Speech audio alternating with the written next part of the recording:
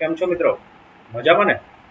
તો મિત્રો લાસ્ટ લેક્ચરની અંદર આપણે ગ્રીન ચાર્ટર શરૂ કર્યું હતું, જે આપણને પેજ નંબર 105 ઉપર આપ્યું છે. મિત્રો એના 3 જે ઇન્ટ્રોડક્ટરી પેસેજ હતા એ બહુ વ્યવસ્થિત રીતે આપણે સમજ્યા છે અને હવે આજે આગળ વધીએ છીએ મિત્રો. તો પેજ નંબર 105 ઉપર અહીં જે છેલ્લો પેસેજ આપ્યો છે ત્યાં થોડું ધ્યાન આપજો. એ કહે છે here is a list of simple things, બરાબર છે, that everyone can do in order to fight against the menace of global warming and at the same time reduce carbon footprints. બરાબર છે મિત્રો? બરાબર સમજવા માટે થોડો પ્રયત્ન કરજો મિત્રો. એ આપણને કંઈક કહેવા માંગે છે. એ કહે છે અહીં કેટલીક સરળ બાબતોનું એક લિસ્ટ આપ્યું છે. જે સરળ બાબતોનું લિસ્ટ એ કહે છે દરેક વ્યક્તિને એ કહે છે મેનસ ઓફ ગ્લોબલ વોર્મિંગ. મિત્રો મેનસ એટલે ઉપદ્રવ, બરાબર છે. એ કહે છે ગ્લોબલ વોર્મિંગના ઉપદ્રવ સામે લડવા માટે અને એ કહે છે કાર્બનની અસરને ઘટાડવા માટે શું થશે? મદદરૂપ થશે, બરાબર છે. એટલે તમે આખી જે લાઇન્સ છે એ તમે સમજી શકો છો બે ત્રણને. એનું કહેવાનું તાત્પર્ય છે એ કહે છે અહીં કેટલીક સરળ બાબતોનું લિસ્ટ આપ્યું છે કે જે સરળ બાબતોનું લિસ્ટ એ કહે છે દરેક વ્યક્તિને જે ગ્લોબલ વોર્મિંગનો જે ઉપદ્રવ છે અને સાથે સાથે તમે જોવા જાઓ તો કાર્બનની અસર છે એને ઘટાડવા માટે શું થશે? મદદરૂપ થશે, બરાબર છે મિત્રો. તો આપણે લાસ્ટ લેક્ચરની અંદર જે કંઈ જોયું હતું એ ડિસ્કશન કદાચ તમે થોડી ઘણી યાદ કરો તો તમને ખબર પડશે. તો 21st સેન્ચુરીની અંદર આજે હ્યુમન રેસ સામે બે મહત્વની સમસ્યાઓ, મોટી સમસ્યાઓ છે. એમાંની પહેલી જે છે એ ગ્લોબલ વોર્મિંગ અને બીજું છે ક્લાઇમેટ ચેન્જ. આ બંનેના રિગાર્ડિંગ આપણે સમજ્યા હતા અને આ બંનેની પાછળ કોઈ જવાબદાર હોય તો એ એમિશન ઓફ કાર્બન છે, બરાબર છે મિત્રો. કાર્બન ડાયોક્સાઇડનું એમિશન એટલે ઉત્સર્જન છે.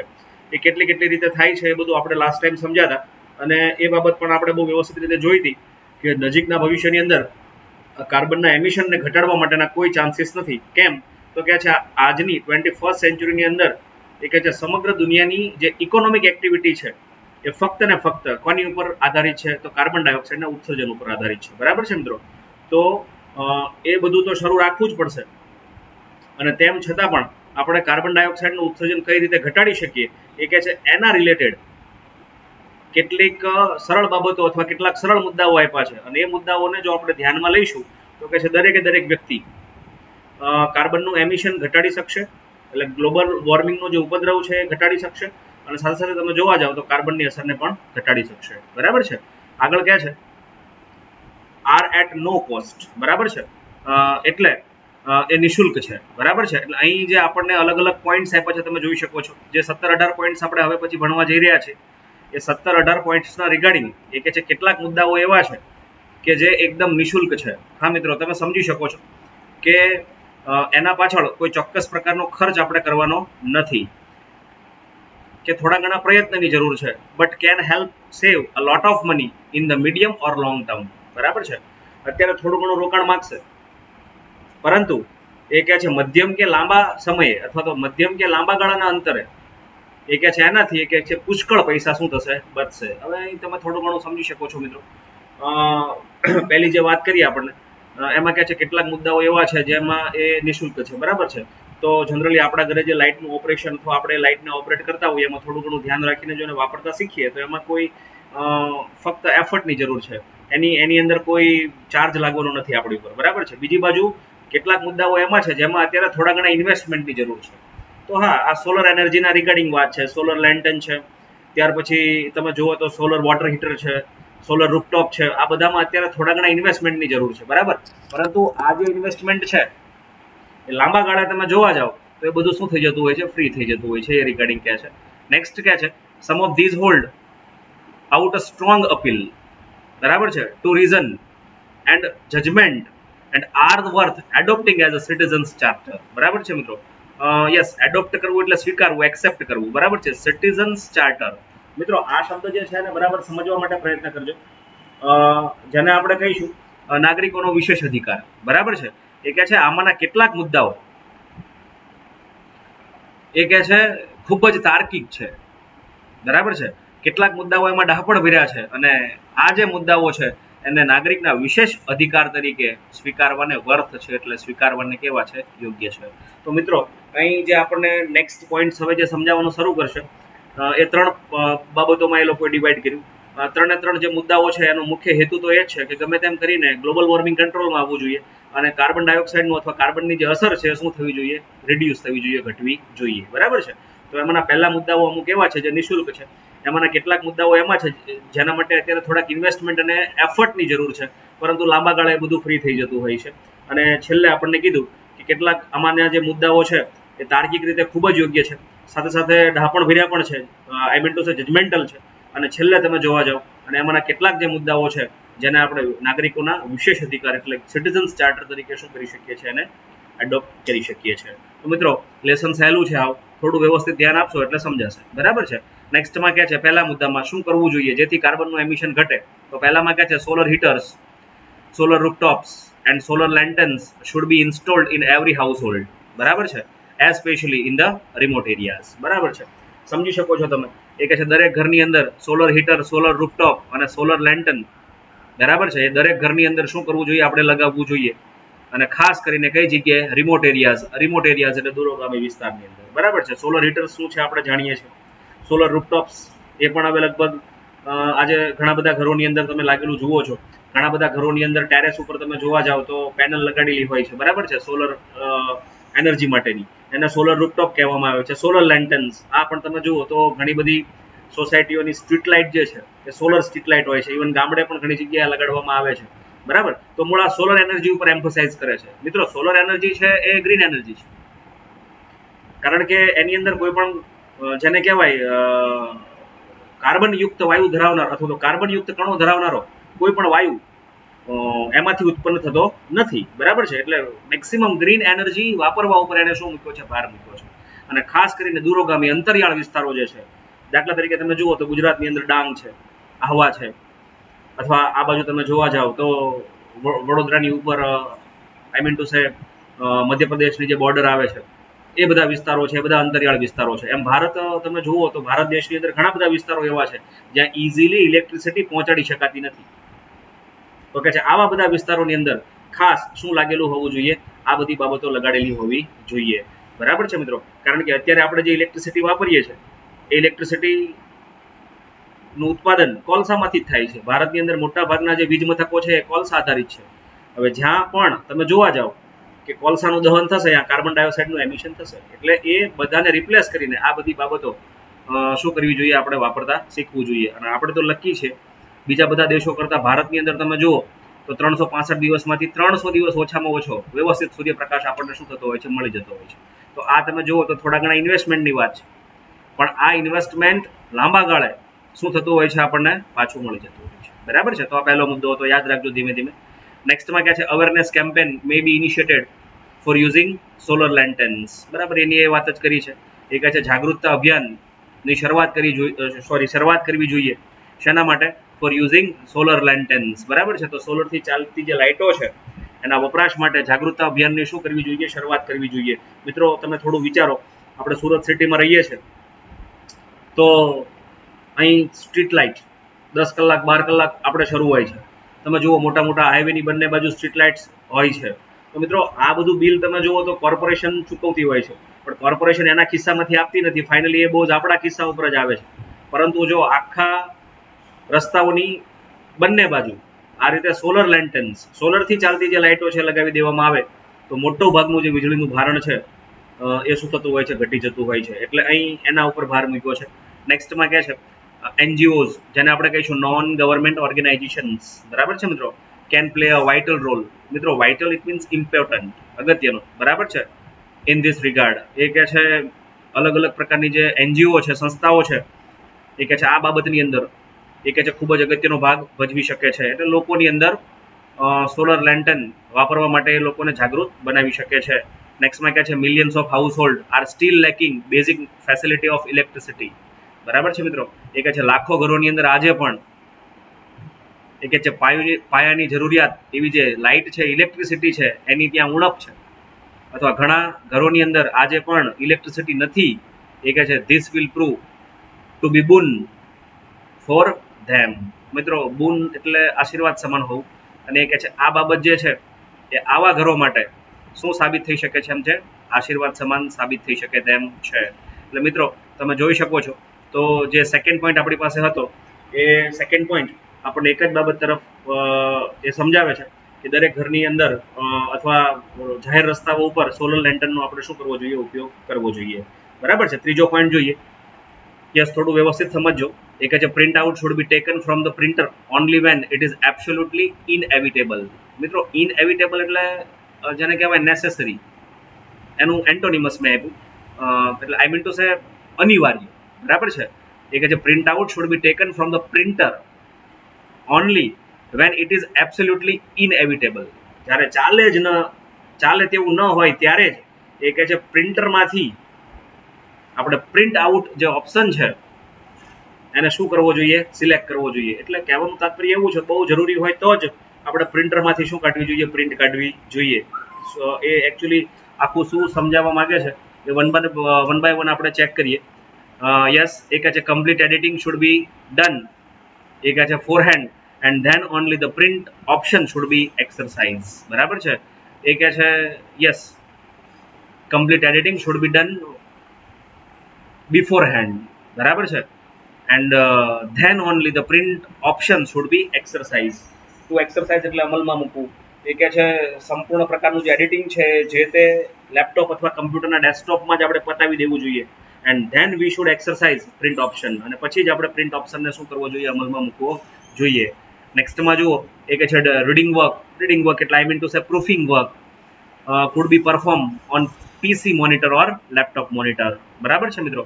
એ કહે છે એનું પ્રૂફિંગ વર્ક, રીડિંગ વર્ક છે એ જેને કહેવાય તો કમ્પ્યુટરની સ્ક્રીન ઉપર અથવા લેપટોપની સ્ક્રીન ઉપર કરી શકાય. એ કહે છે ધીસ વુડ, એ કહે છે usually cut down paper consumption. એ કહે છે આનાથી પુષ્કળ પ્રમાણમાં પેપરનું કન્ઝપ્શન, પેપરનો યુઝ, પેપરનો વપરાશ શું થશે? ઘટશે. And save ન્યુમરસ trees. મિત્રો, અને કહે છે અસંખ્ય વૃક્ષો જ્યાંથી શું થશે? બચી જશે. મિત્રો, વાત નાની એવી છે પણ બહુ વ્યવસ્થિત રીતે સમજવા જેવી છે. યસ, તમે જુઓ તો ભારત દેશની અંદર કેટલી બધી સ્કૂલો છે, કેટલી બધી ઓફિસીસ છે. જનરલી આપણે ત્યાં શું સિસ્ટમ છે કે કંઈ પણ ડોક્યુમેન્ટેશન કર્યું, કંઈ પણ ટાઈપ કર્યું એટલે સીધું આપણે શું કરીએ? એની પ્રિન્ટ કાઢીએ. હવે પ્રિન્ટ કાઢ્યા પછી તરત જ શું કરશું આપણે? યસ, એનું પ્રૂફ રીડિંગ કરીએ આપણે કે આમાં આટલી ભૂલો છે. બરાબર, આટલી ભૂલોને વળી પાછી આપણે લેપટોપ કે કમ્પ્યુટર ખોલીને ત્યાં કરેક્ટ કરશું. વળી પાછું શું કરશું? એની પ્રિન્ટ કાઢશું. વળી એમાં પેલી જૂની ભૂલો વ્યવસ્થિત થઈ ને આ બધું ચેક કરશું. મિત્રો, વિચાર કરો કે દાખલા તરીકે તમારા જ અત્યારે JEE કે નીટની એક્ઝામ તમે આપતા હોય તો હું માનું ત્યાં સુધી 50 પેજનું એક પેપર હોય. હવે આ રીતે હજી પેપર ઓરિજિનલી પ્રિન્ટ થવા જાય ને એ પહેલા જ તમે જોવા જાઓ તો એની કેટલી બધી પ્રિન્ટ કરી અને શું કરવામાં આવે? પ્રૂફ રીડિંગ કરવામાં આવે. બરાબર છે. તો આ બધું યુઝલેસ છે. એટલે એ કહે છે કે બધું વ્યવસ્થિત કર્યા પછી લેપટોપ કે કમ્પ્યુટરમાં જ એનું બધું જ એડિટિંગ કર્યા પછી ફાઇનલી પછી જ આપણે પ્રિન્ટ ઓપ્શન શું કરવો જોઈએ? ઓપ્શનમાં મૂકવો જોઈએ. કારણ કે આનાથી પેપર કન્ઝપ્શન ઘટશે, અને પેપર કન્ઝપ્શન ઘટશે એટલા વૃક્ષો વધશે, અને વૃક્ષો જેટલા વધશે એટલે કાર્બન ડાયોક્સાઇડનું શોષણ વધારે થશે, ઓક્સિજન વધશે. કહેવાનું તાત્પર્ય આ છે. જંગલો વધારવા વાળી વાત છે. બરાબર છે. મૂળ તો આપણને આપણા કામ સાથે મતલબ છે. મિત્રો, તમે વિચાર કરો, દાખલા તરીકે આપણી સ્કૂલની અંદર જ 12th ની અંદર 700 વિદ્યાર્થી ભણતા હોય. હવે 700 વિદ્યાર્થીઓ JEE કે નીટનું પેપર ફેસ કરે દર 15 દિવસે તો કેટલા બધા પેપરનું કન્ઝપ્શન હોય. પણ આ જ એક્ઝામ તમે જોવા જાઓ તો ઓનલાઈન ગોઠવી દેવામાં આવે તો બોલ આપણો પર્પઝ તો શું છે? એક્ઝામ લેવાનું. પણ ત્યાં જુઓ, હવે આ કોઈ એક સ્કૂલ કરે તો એનાથી નથી થવાનું, પણ બધા જ આ રીતે ટેવાઈ જાય. બધી જ ઓફિસોની અંદર, બધી જ સ્કૂલોની અંદર આ રીતે કામ કરવામાં આવે તો પુષ્કળ પેપરનો વપરાશ શું થાય? ઘટી જાય. અને જેટલો પેપરનો વપરાશ ઘટે એટલા વૃક્ષો વધે, અને વૃક્ષો વધે એટલો કાર્બન ડાયોક્સાઇડ તમે જોવા જાઓ તો ઘટવાનું છે. બરાબર. તો 3 મુદ્દાઓ જોયા. પહેલા 2 મુદ્દાઓની અંદર સોલર લેન્ટર્ન, ત્યાર પછી સોલર રૂફટોપ અને સોલર હીટરની વાત છે. એના વપરાશ ઉપર ભાર મુકાયો છે. એની અંદર અલગ અલગ NGO અને ગવર્મેન્ટ ઓર્ગેનાઇઝેશન્સને પણ ઇન્વોલ્વ કરી અને એનો પ્રચાર પ્રસાર કરવો જોઈએ એવું આપણને સમજાવે છે. અહીં પ્રિન્ટ આઉટના રિગાર્ડિંગ બહુ નાની એવી વાત છે, જુઓ, પણ બહુ અગત્યની વાત કીધી. યસ, ચોથો પોઈન્ટ આપણે વ્યવસ્થિત જોઈએ. એ કે છે it is often seen that pamphlets are printed in large numbers and indiscriminately distributed to all and sundry without any regard to their relevance to the recipients. મિત્રો, બહુ સાચી વાત છે.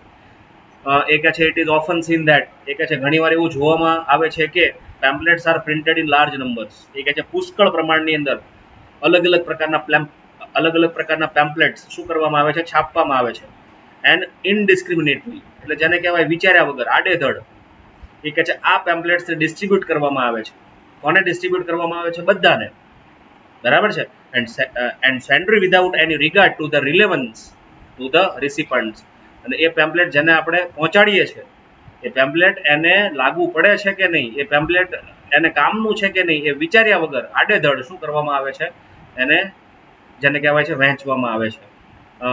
યસ, સુસંગતતા જ નથી અને રેલેવન્સ જ નથી, બરાબર છે. એટલે આ પ્રકારે જેને જે વસ્તુ લાગુ પડે છે ત્યાં જે પેમ્પલેટનું શું થવું જોઈએ, ડિસ્ટ્રીબ્યુશન થવું જોઈએ, કહેવાની વાત આ છે. એટલે મૂળ તમે જોવા જાઓ તો પેપર બચાવવાની વાત છે, ને પેપર બચશે એટલે વૃક્ષો બચશે, જેટલા વૃક્ષો બચશે એટલા વધારે વૃક્ષો બચશે એટલી કાર્બનની અસર ઓછી થશે, બરાબર છે. આ જ વાત કરી છે. એ કે છે લેટર ઓન, પછીથી ધીઝ સ્ટ્રેસ પેપર, એટલે પછીથી આ તજી દેવેલા કાગળિયાઓ, ફેંકી દીધેલા કાગળિયાઓ, એ કે છે લાઈ ડિસ્કાર્ટેડ ઓન ધ સ્ટ્રીટ્સ, એ કે છે એ શેરીઓની અંદર એમ નામ પડ્યા રહ્યા છે છૂટા છવાયા, એન્ડ લિવિંગ એન એનોરમસ, બરાબર છે, અને બહુ મોટો બર્ડન ઓફ કાર્બન ફૂટપ્રિન્ટ, અને આ જે કાગળિયાઓ છે કાર્બનની બહુ મોટી અસર શું કરે છે, જન્માવે છે.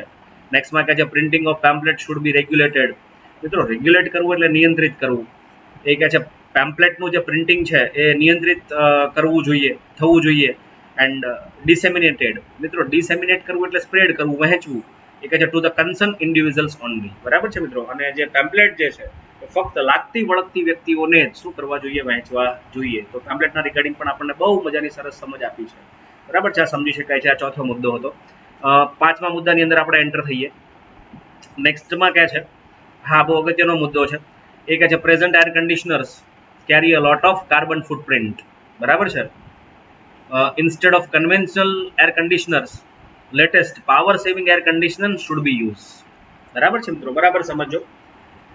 એ કહે છે વર્તમાનની અંદર અથવા તો વર્તમાનના જે એર કન્ડિશનર્સ છે એ પુષ્કળ કાર્બનની અસર શું કરે છે, જન્માવે છે. એટલે instead of conventional air conditioner, બરાબર છે, એટલે પરંપરાગત અથવા તો જે રૂઢિગત એર કન્ડિશનર્સ છે એની જગ્યાએ latest power saving air conditioner શું કરવા જોઈએ, આપણે વાપરવા જોઈએ. એ કહે છે it would save electricity up to 50%. હું સમજાવી દઉં છું. એ કહે છે આનાથી 50% જેટલો વીજળીનો વપરાશ શું થશે, ઓછો થશે, અથવા તો 50% જેટલી વીજળી શું થશે, બચી જશે. આ તમે જોઈ શકો છો મિત્રો. આપણા ઘરોની અંદર, આપણા ક્લાસરૂમની અંદર ચાલતા જે એર કન્ડિશનર્સ છે મેક્સિમમ તમે જુઓ તો વીજળી શું કરે છે, ઉપાડે છે, ખપત કરે છે. ભારત દેશની અંદર જુઓ તો વીજળી તો બને છે શેમાંથી, કોલસામાંથી. એટલે જેટલા એર કન્ડિશનર્સ વધારે શરૂ હશે એટલી વીજળીની વધારે જરૂર પડશે, જેટલી વીજળીની વધારે જરૂર પડશે એટલો વધારે કોલસો બાળવો પડશે, જેટલો વધારે કોલસો બાળશું એટલો વધારે કાર્બન ડાયોક્સાઇડ જન્મશે, એટલી વધારે ગ્રીન હાઉસ ઇફેક્ટ ક્રિએટ થશે, અને એટલી ગરમી, ગ્લોબલ વોર્મિંગ વધશે, અને ફાઇનલી ક્લાઇમેટ ચેન્જ થશે, બરાબર છે. એટલે આ જ વાત કીધી છે. એટલે લેટેસ્ટ એર કન્ડિશનર્સ ઘરની અંદર ઇન્સ્ટોલ કરવા જોઈએ. જે તમે જુઓ તો ટ્રેડિશનલ એટલે પેલા જૂના એર કન્ડિશનર્સ છે પુષ્કળ વીજળીની શું કરતા, ખપત કરતા. એની જગ્યાએ હવે તમે જુઓ તો ઇલેક્ટ્રિક જેને કહેવાય જે ગેજેટ્સ આવે છે એ બધા તમે જુઓ તો બધા સ્ટાર રેટિંગ વાળા આવે છે. એટલે 5 સ્ટાર રેટિંગ, 3 સ્ટાર રેટિંગ, આ રેટિંગ્સ વાળા એર કન્ડિશનર્સનો આપણે શું કરવો જોઈએ, ઉપયોગ કરવો જોઈએ.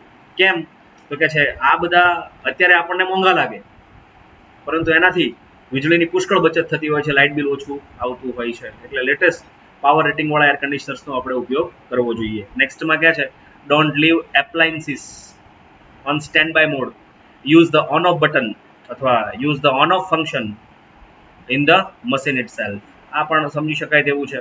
જનરલી આપણે રાત્રે સૂતી વખતે જુઓ તો રિમોટમાંથી ટીવી બંધ કરી દઈએ, અથવા ડીવીડી પ્લેયર જે છે રિમોટમાંથી જ આપણે બંધ કરી દઈએ, અથવા લેપટોપ ઉપર કામ કરતા હોય, ડેસ્કટોપ ઉપર કામ કરતા હોય તો એમના મને સ્ટેન્ડ બાય મોડ ઉપર મૂકી દઈએ. એ કે છે આવું આપણે કરવું જોઈએ નહીં, અને એની જગ્યાએ એ જે તે એપ્લાયન્સીસની અંદર આપેલા ઓન ઓફ બટનનો ઉપયોગ કરીને આપણે સંપૂર્ણ રીતે શું કરી દેવું જોઈએ, બંધ કરી દેવું જોઈએ. એ કે છે આનાથી પણ વીજળીનું કન્ઝપ્શન શું થતું હોય છે, ઘટતું હોય છે. નેક્સ્ટમાં ક્યાં છે, પીપલ શુડ બી એન્કરેજ્ડ.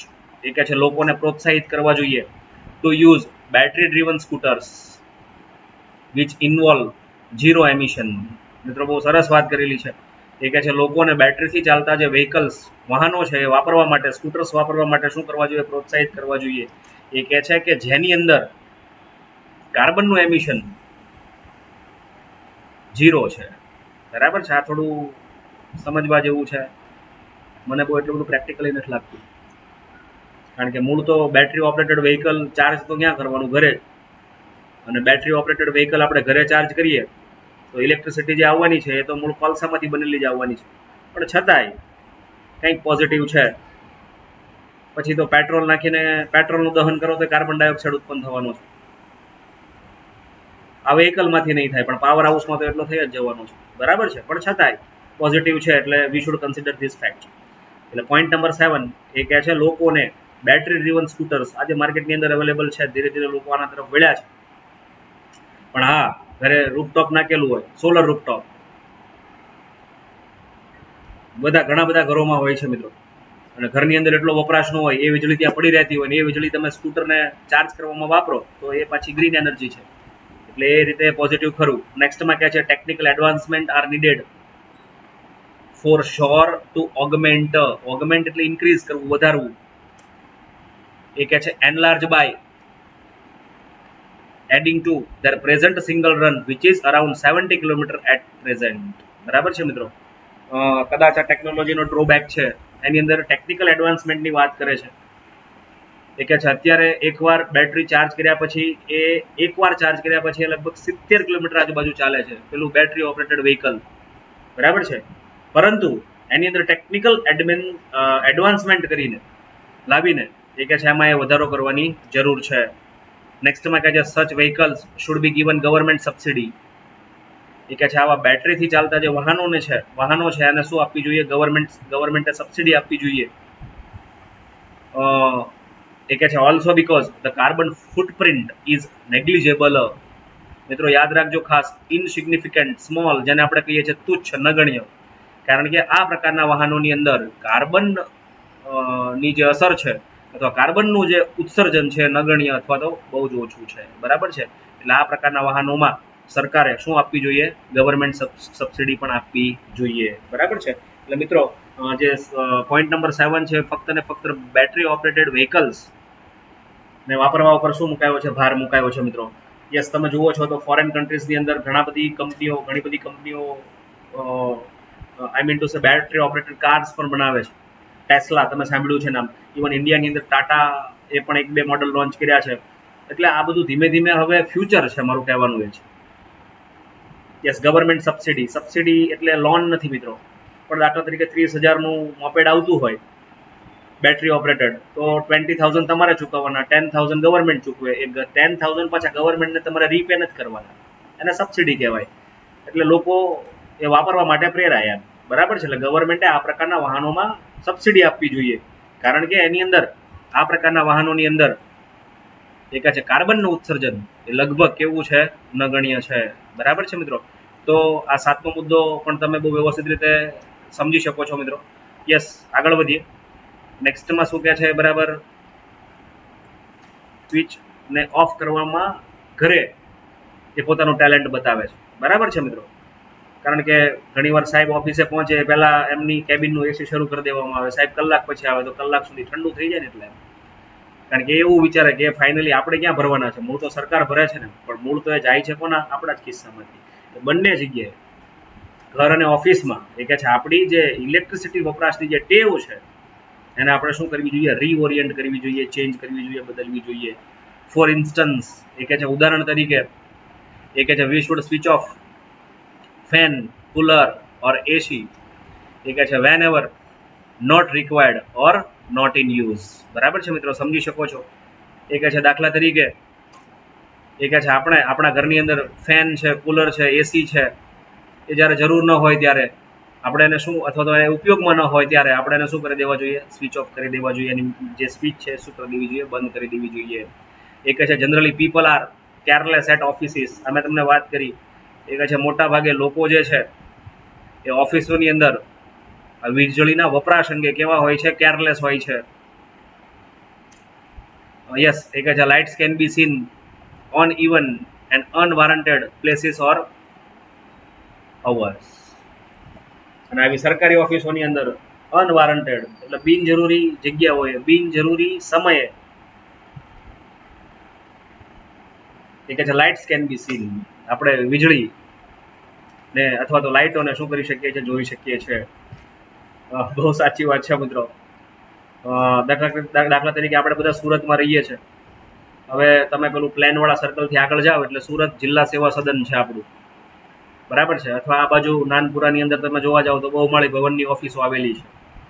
તો ઘણીવાર તમે ત્યાં મૂવી જોવા કે એમ જાઓ ને લેટ નાઇટ મોડી રાત્રે તમે પાછા આવતા હોય ત્યારે તમે જોજો એ મોટા મોટા બિલ્ડિંગોની અંદર ઘણી બધી ઓફિસોમાં લાઇટો હજી શરૂ હશે. એટલે એ કહે છે કે આવી બધી ઓફિસોની અંદર બિનજરૂરી જગ્યાઓએ બિનજરૂરી સમયે લાઇટ્સ કેન બી સીન, લાઇટોને જોઈ શકાય છે.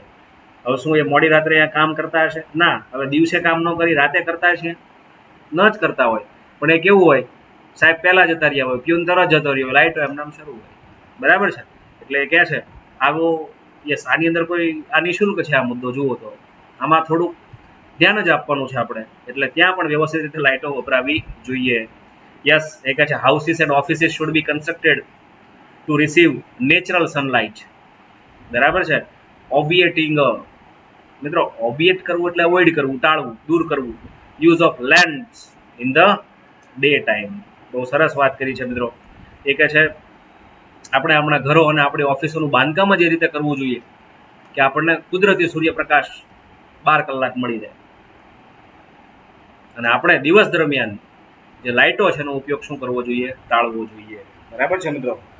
એટલે આ પણ બહુ સરસ વાત કરી છે. જુઓ કે પહેલેથી થોડુંક ધ્યાન રાખવાનું છે કે આપણે જે આપણી ઓફિસ અથવા ઘરનું જે કન્સ્ટ્રક્શન કરીએ છીએ એ કંઈક એ પ્લાનિંગથી કરવું જોઈએ કે જ્યાં નેચરલ સનલાઇટ સમગ્ર દિવસ દરમિયાન આપણને શું થાય? મળી રહે. એટલે આપણે લાઇટ શરૂ કરવાની ત્યાં જરૂર જ પડે નહીં. હવે એકચ્યુઅલી આપણે તો ત્યાં એટલી બધી જગ્યા નથી. આપણે અહીંયા જુઓ તો રેલગાડી જેવા ઘરો છે, ફક્ત આગળ બારી ને પાછળ બારી. બરાબર છે. પણ જ્યાં શક્ય હોય ત્યાં આપણે કરવું જોઈએ. મેં વચ્ચે સાંભળ્યું હતું કે દુબઈની અંદર એ લોકો એવું બિલ્ડિંગ બનાવ્યું છે, મલ્ટી સ્ટોરેડ બિલ્ડિંગ, જે 360 ડિગ્રી મૂવ થાય.